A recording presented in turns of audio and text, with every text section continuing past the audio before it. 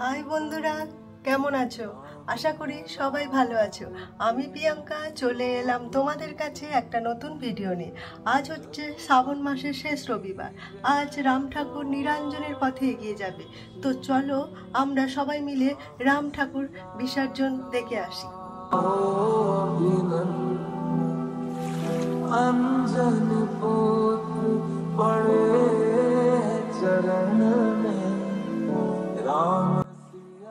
তো দেখো বন্ধুরা, আমি বেরিয়ে পড়েছি। আর কিছুক্ষণ পর রাম ঠাকুর নিরঞ্জনের পথে এগিয়ে যাবেন।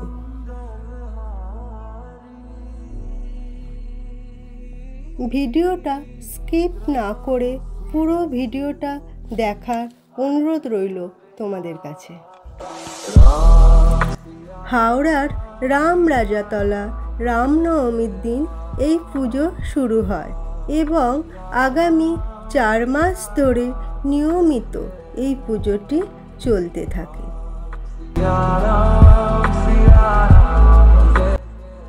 পশ্চিমবঙ্গ তথা ভারতবর্ষের বিভিন্ন প্রান্ত থেকে মানুষজন এই মন্দিরে পুজো দিতে আসেন।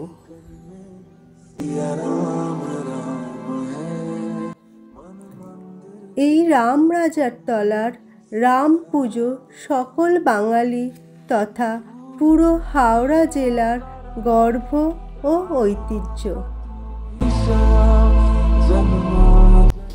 বিভিন্ন আলোকসজ্জা, নৃত্যকলা, সঙ্গীত পরিবেশন, ব্যান্ড ও বাদ্যযন্ত্রের মাধ্যমে রাম ঠাকুর এগিয়ে যান নিরঞ্জনের পথে। তবে আজ রাম ঠাকুর কিন্তু একা নিরঞ্জনে যান না, সঙ্গে যান মা সমীচণ্ডী, পুরাতন নবনারী ও নতুন নবনারী।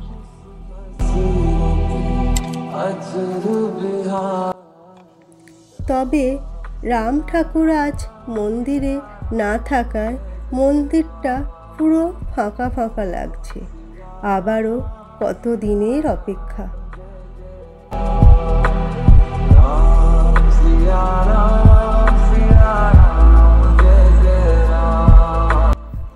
আমাদের কাছে, আপামর বাঙালির কাছে রাম ছিল, আছে এবং থাকবে।